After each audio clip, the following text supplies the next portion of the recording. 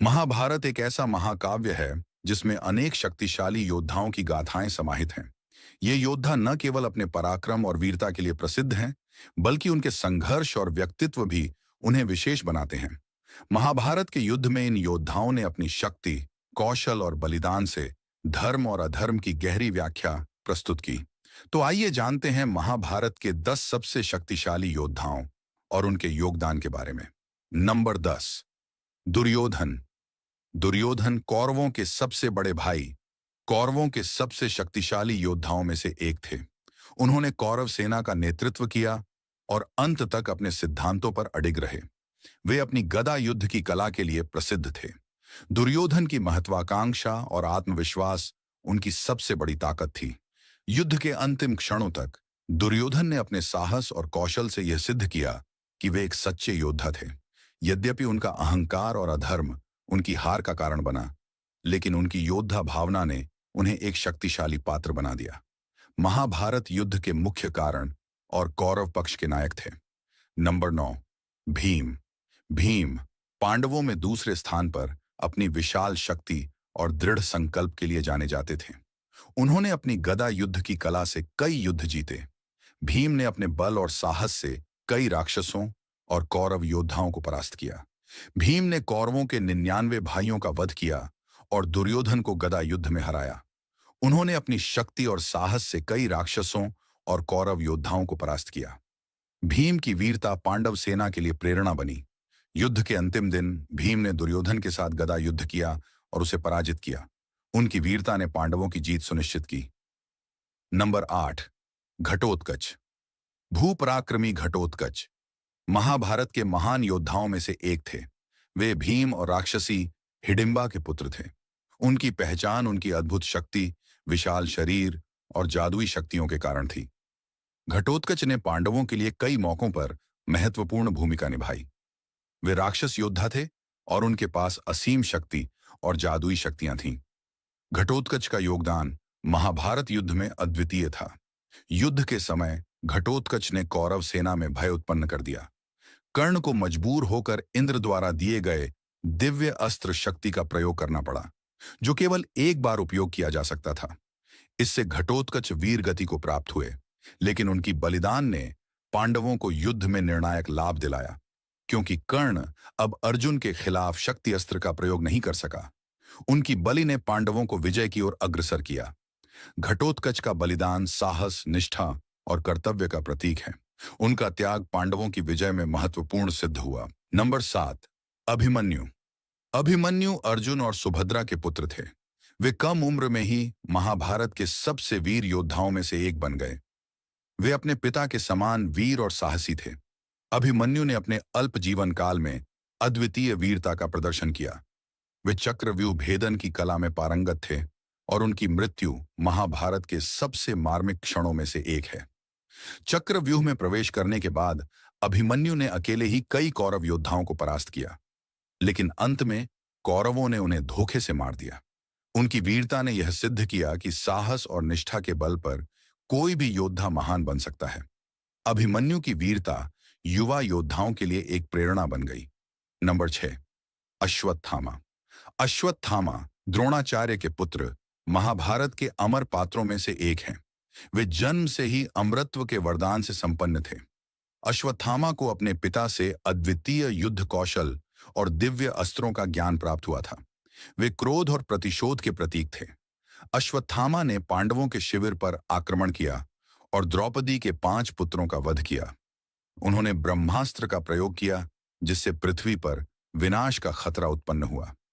उनकी त्रासदी यह थी कि उनकी अमरता एक श्राप बन गई और वे युगों युगों तक कष्ट भोगने के लिए अभिशप्त हो गए। नंबर 5, द्रोणाचार्य। द्रोणाचार्य महाभारत के सबसे महान गुरुओं में से एक थे। द्रोणाचार्य कौरवों और पांडवों के गुरु थे और कौरव सेना के दूसरे सेनापति बने। उन्होंने कौरवों और पांडवों को युद्ध और हथियार चलाने की कला सिखाई। द्रोणाचार्य का ज्ञान और कौशल उन्हें सभी योद्धाओं से अलग बनाता है। युद्ध में उन्होंने कौरवों की ओर से लड़ाई लड़ी और पांडवों के लिए यह बड़ी चुनौती थी। युद्ध के दौरान कई रणनीतियां बनाई, जैसे कि चक्रव्यूह का निर्माण किया, जिसे भेदना लगभग असंभव था। द्रोणाचार्य ने उनकी मृत्यु का कारण उनके पुत्र अश्वत्थामा के मरण की झूठी खबर बनी, जिसे सुनकर उन्होंने अपने हथियार त्याग दिए और अंततः उनका वध हुआ। नंबर 4, भीष्म पितामह। भीष्म महाभारत के सबसे महत्वपूर्ण पात्रों में से एक थे। वे हस्तिनापुर के सबसे बड़े संरक्षक थे और उन्होंने अपनी इच्छानुसार मृत्यु का वरदान प्राप्त किया था। भीष्म अपने समय के सबसे शक्तिशाली योद्धा थे और उनकी रणनीतियां अपराजेय थीं। उन्होंने कौरवों की ओर से युद्ध लड़ा, लेकिन उनका दिल हमेशा धर्म और सत्य के पक्ष में था। युद्ध के समय भीष्म ने कई पांडव योद्धाओं को परास्त किया और अपनी शक्ति का प्रदर्शन किया, लेकिन शिखंडी की सहायता से अर्जुन ने उन्हें पराजित कर दिया। भीष्म की मृत्यु उनके बलिदान और धर्म के प्रति उनकी निष्ठा को दर्शाती है। भीष्म ने धर्म और कर्तव्य के लिए अपने प्राण तक समर्पित कर दिए। नंबर 3, कर्ण। कर्ण महाभारत के सबसे त्रासद पात्रों में से एक थे। कौरव पक्ष के सबसे ताकतवर योद्धाओं में से एक, अर्जुन के सबसे बड़े प्रतिद्वंद्वी थे। वे सूर्य के पुत्र और कुंती के गर्भ से जन्मे, लेकिन उन्हें बचपन से ही अपनाया नहीं गया।